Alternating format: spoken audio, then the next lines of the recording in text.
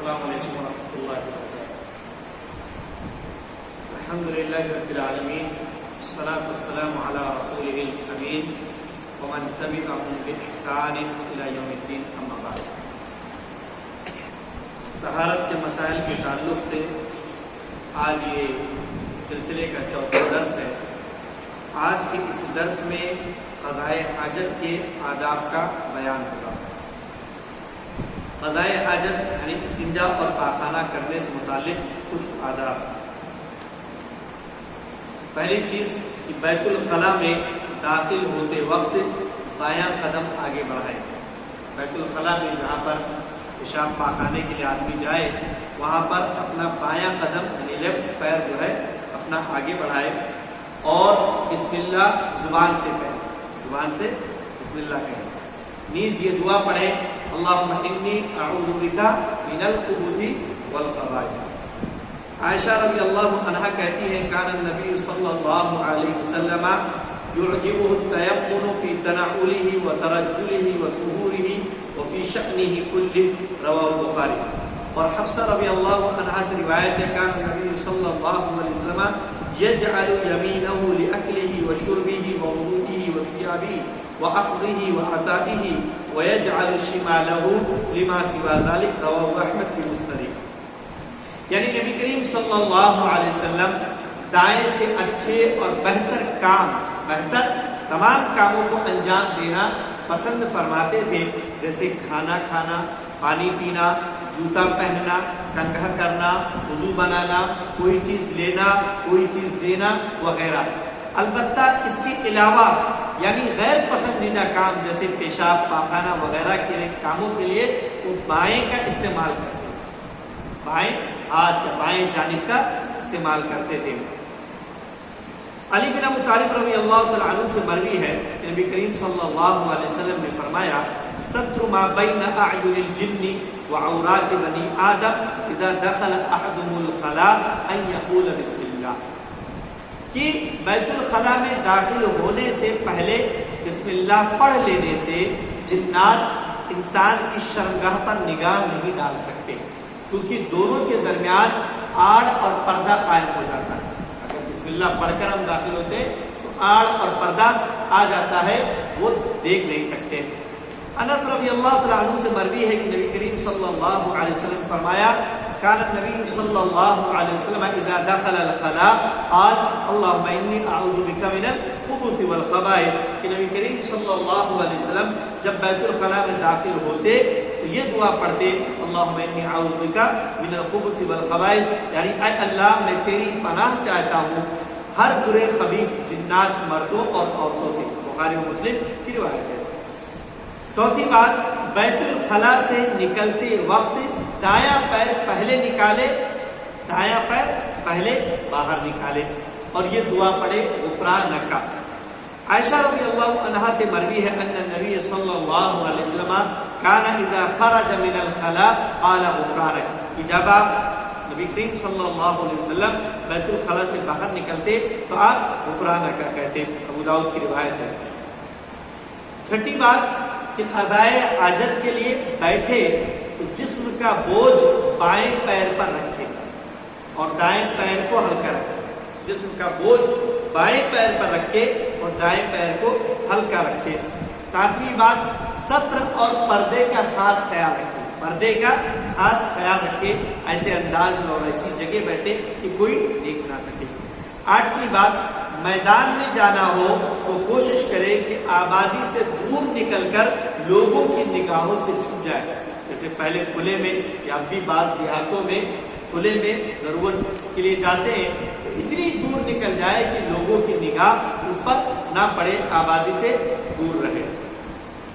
عبداللہ بن جعفر رضی اللہ تعالیٰ عنہ کہتے ہیں اردفنی رسول اللہ صلی اللہ علیہ وسلم ذات یوم خلفہ فأصر إلي حديثا لا أحدث به أحدا من الناس۔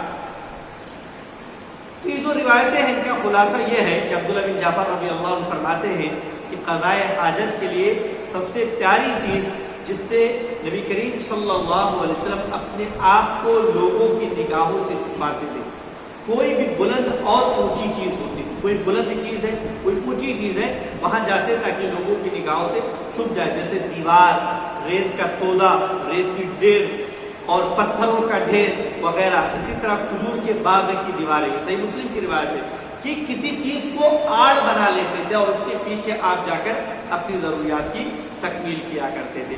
مغیرہ بن شعبہ رضی اللہ عنہ اپنے ایک واقعے کا تذکرہ کرتے فرماتے ہیں کہ میں آپ کے ساتھ ہی تھا مگر قضاء حاجت کے لیے آپ اتنا دور نکل گئے کہ مجھ سے چھپ گئے، یعنی نظر نہیں آتے تھے. پھر وہیں آپ نے قضاء حاجت کی. صحیح مسلم کی روایت ہے. حضرت جابر رضی اللہ عنہ فرماتے ہیں کہ قضاء حاجت کے لیے نبی کریم صلی اللہ علیہ وسلم اتنا دور چلے جاتے کہ کسی کو نظر نہ آئے، دور نکل جاتے. نویں بات، میدان میں قضاء حاجت کے لیے جانے والے اس بات کا خوب خیال رکھیں کہ جس میں سے کپڑا اٹھانے کی ضرورت ہوگی، جس میں سے کپڑا اس وقت اوپر اٹھائیں جب زمین سے بالکل قریب ہو جائے. یعنی کہ کھڑے کھڑے آدمی کپڑا اوپر نیچے پورا کر لے پھر بیٹھے نہیں، بلکہ جس میں سے کپڑا اس وقت ہٹائے جب بالکل زمین سے قریب ہو جائے تاکہ کسی کی نظر نہ پڑے. ابن عمر رضی اللہ عنہما سے روایت ہے ان النبی صلی اللہ علیہ وسلم كان اذا اراد حاجة لا يرفع ثوبه حتى يدنو من الارض. کہ نبی کریم صلی اللہ علیہ وسلم قضاء حاجت کے لیے اس وقت تک کپڑا اوپر نہیں کرتے جب تک کہ زمین سے قریب نہ ہو جائے. جب زمین سے قریب ہو جاتے تب اپنا کپڑا اوپر کرتے. 10ویں بات، پیشاب کے لیے نرم زمین کا انتخاب کریں. اگر پیشاب کرنی ہو تو نرم زمین کا انتخاب کریں، یعنی کوشش ہو کہ سخت زمین کے بجائے ایسی نرم اور ڈھیلی ڈھالی زمین میں پیشاب کریں جہاں سے پیشاب کے چھینٹے واپس بدن یا کپڑے میں آئیں. پتھریلی زمین پر کریں گے تو چھینٹے اڑیں گے، نرم زمین پر کریں گے تو زمین میں وہ چیز جذب ہو جائے گی. لہذا ابو موسیٰ اشعری رضی اللہ تعالی عنہ نبی کریم صلی اللہ علیہ وسلم سے روایت کرتے ہیں، قصہ اس میں ہے کہ اذا اراد احدكم ان يبول فليرتد لبوله موضعا، یعنی پیشاب کرنے کے لیے کسی نرم زمین کو تلاش کرے. یہ روایت سند کے اعتبار سے گرچہ ثابت نہیں ہے مگر پیشاب کے چھینٹوں سے بچنے کے لیے جو بھی جائز اسباب میسر ہو ان کو اختیار کرنا ضروری ہے. ان اسباب میں سے ایک سبب یہ بھی ہے کہ جو اس حدیث میں ذکر کیا گیا کہ آدمی نرم زمین استعمال کرے، نرم زمین کا انتخاب کرے. ابن عباس رضی اللہ عنہما سے لمبی حدیث مروی ہے. اس لمبی حدیث میں ہے وَكَانَ الْآخَرُ لَا يَسْتَنْزِهُ مِنَ الْبَوْلِ. بخاری وغیرہ کی روایت ہے، اس میں ایک لفظ یہ ہے کہ كَانَ أَحَدُهُمَا لَا يَسْتَبْرِئُ مِنْ بَوْلِهِ، کہ حضرت جابر رضی اللہ عنہ سے روایت ہے کہ انس وغیرہ سے روایت ہے تنزہوا من البول فإن عامة عذاب القبر منه. دارقطنی وغیرہ کی روایت ہے. یعنی ابن عباس رضی اللہ عنہ کی حدیث میں ایک شخص کے عذاب قبر کی وجہ یہ بتائی گئی کہ وہ پیشاب کی چھینٹوں سے نہیں بچتا. صحیح بخاری و مسلم کی روایت میں. اور حضرت انس رضی اللہ عنہ کی حدیث سے معلوم ہوا کہ اکثر عذاب قبر پیشاب کے چھینٹوں سے نہ بچنے کی وجہ سے ہوتا ہے. جو عذاب ہوتا ہے قبر میں اس کی بڑی وجہ کہ پیشاب کی چھینٹوں سے انسان نہیں بچتا، اس لیے عذاب قبر سے اسے دوچار ہوتا ہے. لہذا پیشاب کی چھینٹوں سے بدن اور کپڑے کو محفوظ رکھنا ہے کہ اگر ہم پیشاب کریں ایسی جگہ کریں جہاں سے چھینٹے ہم پر نہ آئے، کپڑے پر یا بدن پر.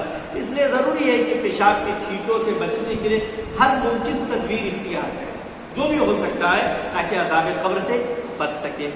11ویں بات، بیٹھ کر پیشاب کرنا افضل اور بہتر ہے. بیٹھ کر پیشاب کرنا افضل اور بہتر ہے. اور اگر کبھی کھڑے ہو کر پیشاب کرنے کی ضرورت آ پڑے تو ایسی صورت میں کوئی حرج نہیں ہے، کر سکتے، بشرطے کہ پیشاب کے چھینٹوں سے حفاظت ممکن ہو. کھڑے کھڑے آدمی کر رہا ہے، ضرورت ہے کر رہا ہے کھڑے کھڑے، تو ایسے کرے کہ چھینٹے نہ آئے اس کے اوپر، چھینٹے اس کے بدن پر یا اس کے کپڑے پر نہ آئے. دلائل ہیں کہ عائشہ رضی اللہ عنہ بیان فرماتی ہے کہ اگر کوئی یہ کہے کہ پیارے رسول صلی اللہ علیہ وسلم کھڑے ہو کر پیشاب کرتے تھے تو اس کی بات نہ مانو. قرآن نازل ہونے کے بعد آپ کھڑے ہو کر پیشاب نہیں کرتے تھے. اور حذیفہ رضی اللہ عنہ دوسری روایت ہے قال اتا رسول اللہ سباطۃ قوم فبال قائما، بخاری وغیرہ کی روایت کہ نبی کریم صلی اللہ علیہ وسلم گندگی کباڑ اٹھانے کی جگہ تشریف لائے جہاں گندگی پھینکتے تھے اور کھڑے ہو کر پیشاب کیے. تو وہی ہے کہ جب ضرورت ہو تو کر سکتے ہیں، لیکن اس احتیاط کے ساتھ کہ چھینٹے بدن پر یا کپڑے پر نہ آنے پائے. 13ویں بات قضاء حاجت کے دوران ذکر و اذکار، آدمی پیشاب کر رہا، پاخانہ کر رہا، اس دوران ذکر کرنا، اذکار پڑھنا، سلام و کلام کرنا یہ منع نہ کرے کوئی ایسا. جابر بن عبداللہ رضی اللہ عنہ سے روایت ہے کہ نبی کریم صلی اللہ علیہ وسلم نے فرمایا اذا تغوط الرجلان فلیتوارى كل منهما عن صاحبه ولا يتحدثان على خوفهما فإن الله يمقت على ذلك. کیا معنی کہ حضرت جابر رضی اللہ عنہ سے روایت ہے کہ نبی کریم صلی اللہ علیہ وسلم فرمایا جب دو لوگ بیت الخلاء کے لیے باہر جائیں تو ہر ایک کو چاہیے کہ ایک دوسرے سے چھپ جائے، یعنی کہ ساتھ میں بیٹھ جائے، ایک دوسرے سے چھپ جائے اس طور پر کہ ایک دوسرے کو نہ دیکھ سکے، اور قضاء حاجت کرتے ہوئے دوسرے سے بات چیت نہ کرے، آپس میں گفتگو نہ کرے، کیونکہ ایسا کرنے پر اللہ رب العالمین ناراض ہوگا، اللہ رب العالمین کی ناراضگی کا یہ سبب ہے. اور ابن عمر رضی اللہ عنہ فرماتے ہیں کہ ایک شخص نبی کریم صلی اللہ علیہ وسلم کے پاس سے گزرتے ہوئے سلام کیا، جبکہ اس وقت آپ پیشاب کر رہے تھے تو آپ نے ان کے سلام کا جواب نہیں دیا. اس سے مسلم کی حدیث ہے. اور ایک روایت میں یہ اضافہ ہے کہ تیمم کرنے کے بعد آپ نے ان کے سلام کا جواب دیا. بخاری کی روایت ہے اس وقت جواب نہیں دیا، فارغ ہونے کے بعد پانی نہیں موجود ہے، تیمم کیا اور پھر اس کے بعد آپ نے ان کے سلام کا جواب دیا. تو قضاء حاجت کے وقت آدمی سلام کلام نہ کرے، ذکر و اذکار میں مشغول نہ ہو. 14ویں بات ٹھہرے ہوئے پانی میں پیشاب نہ کرے. پانی ٹھہرا ہوا رکا ہوا کہیں پر اس کے اندر پیشاب کرنے سے منع کیا گیا. ابو ہریرہ رضی اللہ عنہ روایت کرتے ہیں نبی کریم صلی اللہ علیہ وسلم سے کہ آپ نے فرمایا لا يبولن احدكم في الماء الدائم الذي لا يجري ثم يغتسل فيه. اور جابر رضی اللہ عنہ سے روایت ہے انه نهى ان يبال في الماء الراكد کہ حضرت ابو ہریرہ اور حضرت جابر رضی اللہ عنہما نبی کریم صلی اللہ علیہ وسلم سے روایت کرتے ہیں کہ آپ نے ٹھہرے ہوئے پانی میں پیشاب کرنے سے منع فرمایا ہے. حضرت ابو ہریرہ رضی اللہ عنہ کی روایت میں یہ بھی بات ہے کہ پیشاب کرنے کے بعد پھر اسی سے غسل بھی کریں. ٹھہرے ہوئے پانی جیسے کوئی بڑا حوض ہے، پانی ہے جمع ہے کہیں پر، آدمی اس میں پیشاب کرے اور پھر اس سے لے کر غسل کرے، یہ کتنی قریبی بات ہے. 15ویں بات غسل خانے میں پیشاب نہ کرے. آج کل جو غسل خانے بنے ہوئے ہیں جس کے اندر نہانے ہم جاتے ہیں اس میں پیشاب نہ کریں. حمید بن عبد الرحمن نبی کریم صلی اللہ علیہ وسلم کے اصحاب میں سے کسی سے یعنی کسی صحابی سے روایت کرتے ہیں کہ ہر روز نبی کریم صلی اللہ علیہ وسلم نے ہر روز کنگھا کرنے نیز غسل خانے میں پیشاب کرنے سے منع فرمایا. کہ آدمی ہر روز کنگھا کرے، کیوں منع ہے؟ اس لیے کہ آدمی سے بننے سورنے ہی میں نہ لگا رہے، بننے سورنے ہی میں نہ لگا رہے. نبی کریم صلی اللہ علیہ وسلم کا طریقہ تھا کہ آپ ایک ایک دن چھوڑ کر کنگھا کیا کرتے تھے. اور دوسری بات کہ غسل خانے میں پیشاب کرنے سے منع فرمایا ہے، کیونکہ جہاں آدمی نہاتا ہے وہاں پیشاب کرے گا تو چھینٹے پڑیں گے، جب نہانے جائے گا تو چھینٹے پڑیں گے. جیسے آج کل پختہ زمین ہے، اس میں علماء نے فرق کیا کچی زمین ہے یا پختہ زمین ہے، لیکن مطلق طور پر زیادہ بہتر تو یہ ہے کہ آدمی ایسی جگہ پر پیشاب نہ کرے جہاں غسل کیا جاتا ہے. 16ویں بات یہ ہے کہ راستوں اور عام گزرگاہوں میں قضاء حاجت سے پرہیز کریں. جو راستہ بنا ہوا ہے، گزرگاہ گزرنے کی جگہ ہے، وہاں پر اپنی پیشاب پاخانہ کرنے سے آدمی کو بچنا چاہیے. اسی طریقے سے لوگوں کی بیٹھنے کی جگہ، جیسے کوئی درخت ہے وہاں لوگ آ کر بیٹھتے ہیں، کوئی جگہ ہے لوگ وہاں آ کر جمع ہوتے بیٹھتے ہیں، تو ایسی جگہوں میں نیز پانی سے متصل وہ جگہ ہے جہاں لوگ پانی پینے کے لیے آئے جائیں. جیسے کوئی دریا ہے وہاں لوگ پانی اپنے استعمال کر لیتے ہیں، کوئی جگہ جہاں پانی ہے تو وہاں لوگ پانی لیتے ہیں پیتے ہیں جا کر، تو وہاں سے قریب جگہوں پر آدمی وہاں پیشاب نہ کرے، قضاء حاجت نہ کرے. اسی طریقے سے پھلدار درخت کے نیچے قضاء حاجت سے بچے. جو درخت ہے آدمی اگر سائے کے لیے استعمال کرتا تب بھی منع، اور اگر پھلدار درخت ہے تب بھی وہاں پر قضاء حاجت سے بچے۔ اس تعلق سے حدیثیں ہیں جن کا خلاصے کے طور پر یہ بات ہے کہ حضرت ابو ہریرہ رضی اللہ عنہ رسول اکرم صلی اللہ علیہ وسلم سے روایت کرتے ہیں کہ آپ نے فرمایا 2 لعنت والی چیزوں سے بچو، لعنت والی 2 چیزوں سے بچو۔ صحابہ نے پوچھا وہ دونوں چیزیں کیا ہے؟ آپ نے فرمایا جو شخص لوگوں کے راستوں یا سایوں کے نیچے قضاء حاجت کرے، راستہ بنا ہوا ہے وہاں پر قضاء حاجت کرتا ہے، یہ لعنت کا سبب ہے۔ سائے والی کوئی جگہ ہے جہاں لوگ سایہ حاصل کرتے ہیں درخت کے نیچے یا کوئی اور جگہ، وہاں پر قضاء حاجت کرتا ہے تو یہ بھی لعنت کا سبب ہے، اس سے بچنا ہے۔ معاذ بن جبل رضی اللہ تعالیٰ عنہ کی روایت میں 3 لعنت والی چیزوں سے بچنے کا حکم دیا۔ موارد یعنی بیٹھنے کی جگہوں، جہاں پر لوگ بیٹھتے وہاں پر نیز پانی سے قریب والی جگہوں میں قضاء حاجت نہ کرے، نیز عام گزرگاہ اور سایہ دار جگہ میں بھی قضاء حاجت سے بچنے کی تعلیم دی گئی۔ 19ویں بات، قضاء حاجت کے دوران قبلے کی طرف منہ یا پیٹھ نہ کرے، قضاء حاجت کے دوران قبلے کی طرف منہ یا پیٹھ نہ کرے۔ ابو ایوب انصاری رضی اللہ عنہ فرماتے ہیں کہ نبی کریم صلی اللہ علیہ وسلم نے فرمایا کہ پیشاب اور پاخانے کے دوران منہ یا پیٹھ قبلے کی طرف نہ کرو۔ آگے غالباً یہ بات آئے گی کہ اگر بنا ہوا ہے، اگر بنا ہوا ہے وہاں پر کوئی حرج نہیں، یہ کھلی جگہ کی بات ہے، یہ کھلی جگہ کی بات ہے، لیکن اگر آدمی اس میں بھی احتیاط کرتا ہے، جو دیواروں سے ہم بنا کے استعمال کرتے ہیں ٹوائلٹ وغیرہ، وہ بھی بہتر ہے، لیکن اگر کوئی اس میں پیٹھ یا چہرہ قبلے کی جانب کر لیتا ہے تو کوئی حرج نہیں۔ 20ویں بات یہ ہے کہ سوراخ میں پیشاب نہ کرے، جیسے ہم کہیں سے گزر رہے ہیں کوئی سوراخ ہے اس میں پیشاب نہ کرے تاکہ اس میں موجود زہریلے اور تکلیف دہ کیڑے مکوڑے اور جانوروں کی اذیت سے محفوظ رہ سکے۔ آدمی اس میں پیشاب کر رہا، کوئی جانور ہے تکلیف دہ موذی زہریلا، وہ نکل کر تکلیف پہنچا سکتا ہے، کیونکہ ایسی جگہ عام طور پر جانور کیڑے مکوڑے اپنے رہنے کے لیے بناتے ہیں، لہٰذا ایسی جگہوں سے بچنا ہے۔ جیسا کہ نبی کریم صلی اللہ علیہ وسلم نے منع فرمایا، نہا ان یبال فی الجب، یہ سوراخ میں پیشاب کرنے سے منع فرمایا ہے۔ اور ایک حدیث میں انہا مساکن الجن، کیونکہ وہ جنوں کے رہنے کی جگہ، جنوں کے رہنے کی جگہ۔ 21ویں بات، پیشاب کرتے وقت شرمگاہ کو دائیں ہاتھ سے نہ چھوئے، دائیں ہاتھ سے نہ چھوئے، نہ ہی اس ہاتھ سے پیشاب یا پاخانہ صاف کرے، آدمی بائیں ہاتھ سے کرے۔ جیسا کہ ابھی ذکر ہوا کہ نبی کریم صلی اللہ علیہ وسلم اچھے کاموں میں دائیں کو پسند کرتے تھے، اور جو اس کے علاوہ نامناسب کام ہو ان میں بائیں کا استعمال کیا کرتے تھے۔ اور حدیث کے اندر ہے، صحیح مسلم کی روایت ہے، لا یمسکن احدکم ذکرہ بیمینہ وہو یبول، کہ کوئی اپنی شرمگاہ کو نہ پکڑے رکھے اس حال میں کیوں پیشاب کر رہا ہو، ولا یتمسح من الخلاء بیمینہ، اور نہ ہی قضاء حاجت کے وقت اپنے دائیں ہاتھ کو استعمال کرے، اس کو صاف کرنے کے لیے دائیں ہاتھ کا استعمال بھی نہ کرے۔ صحیح مسلم اور صحیح بخاری کی روایت ہے۔ اور ایک حدیث میں ہے اور ان نستنجی بالیمین، اور ہمیں منع کیا گیا ہے کہ ہم جو ہے دائیں سے جو ہے استنجا کریں، پیشاب صاف کریں۔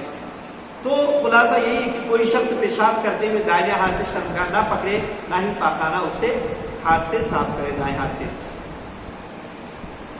22ویں بات، قضاء حاجت کے بعد پانی سے پیشاب اور پاخانے کو صاف کرے، اگر پانی میسر ہے تو پانی سے صاف کرے۔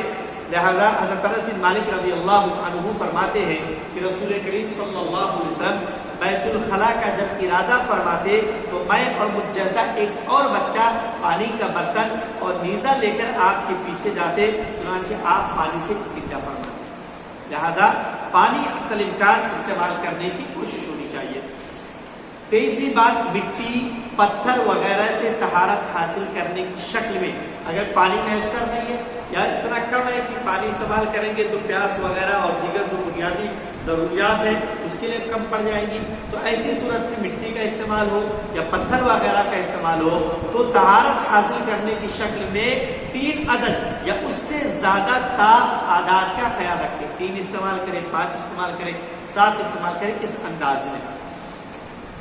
جیسا کہ نبی کریم صلی اللہ علیہ وسلم کے مروی کہ آپ نے فرمایا، ابو ہریرہ روایت کرتے ہیں، استجمر احدکم فلیستجمر بطرا، بخاری مسلم کی روایت ہے کہ جب کوئی شخص طہارت کے لیے پتھر استعمال کرے تو تاق عدد کا خیال ہے، فلیستجمر بطرا، تاق سے استعمال کرے۔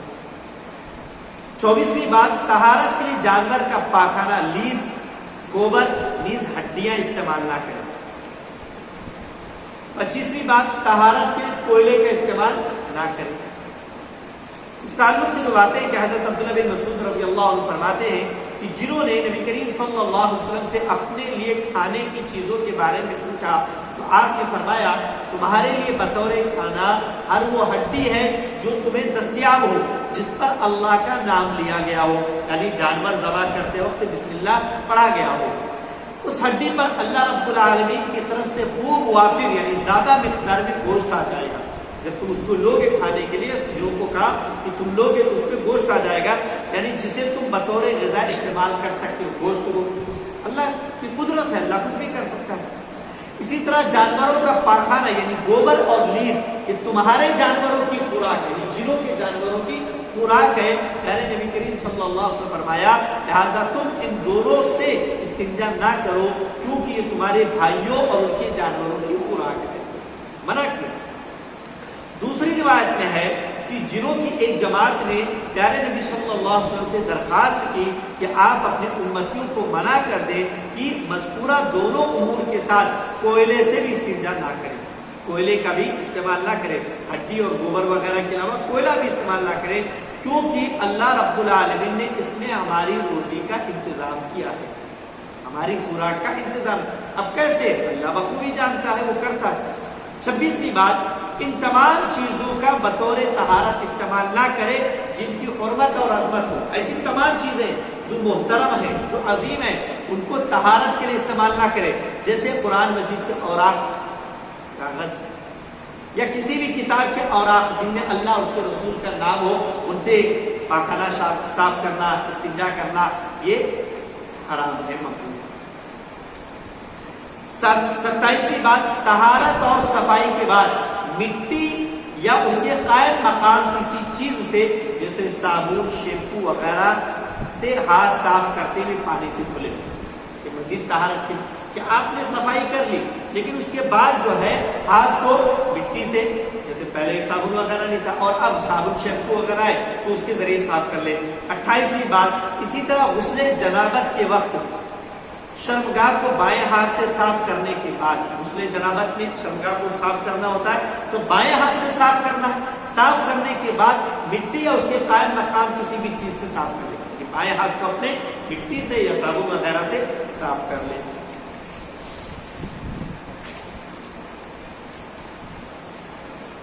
میمونہ رضی اللہ عنہا نبی کریم صلی اللہ علیہ وسلم کا غسل جنابت بیان کرتے ہوئے فرماتی ہے کہ آپ نے بائیں ہاتھ سے شرمگاہ کو دھلا، دائیں ہاتھ سے پانی ڈالتے اور بائیں ہاتھ سے صاف کرتے، اس کے بعد اسی ہاتھ کو زمین یا دیوار پر مار کر خوب اچھی طرح سے 2-3 بار رگڑا، زمین پر مارا اور رگڑا آپ نے،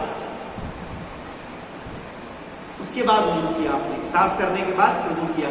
ابو ہریرہ رضی اللہ عنہ فرماتے کہ نبی کریم صلی اللہ علیہ وسلم جب بیت الخلاء کا ارادہ فرماتے تو میں پیتل یا چمڑے کے برتن میں پانی لاتا جس سے آپ استنجا فرماتے، پھر ہاتھ زمین پر رگڑتے، اس کے بعد وضو فرماتے، کہ استنجا وغیرہ کرنے کے بعد ہاتھ کو زمین پر رگڑتے مٹی سے، یا اب پہلے صابن وغیرہ میسر ہے، صابن سے آدمی کر لے، اس کے بعد آدمی اس کے بعد اپنے دوسرے اعمال انجام دے، جیسے وضو وغیرہ کرنا۔ اسی پر اکتفا کرتے ہیں قضاء حاجت کے آداب کے تعلق سے۔ آخری بات یہ کہ جیسے ہم صابن وغیرہ استعمال کر رہے ہیں، جیسے مسجدوں میں بعض جگہوں پر رکھا رہتا ہے یا کہیں اور رکھا ہوا ہے، ہم اپنے گھر کے اندر استعمال کر رہے ہیں، تو اب ہم نے دائیں ہاتھ سے صفائی کی، قضاء حاجت وغیرہ جو بھی گندگی صاف کی، اب اسی سے اگر ہم صابن اٹھا کے لیں گے، صابن اٹھا کر اگر ہم لیں گے تو وہ صابن پورا گندا ہو جائے گا۔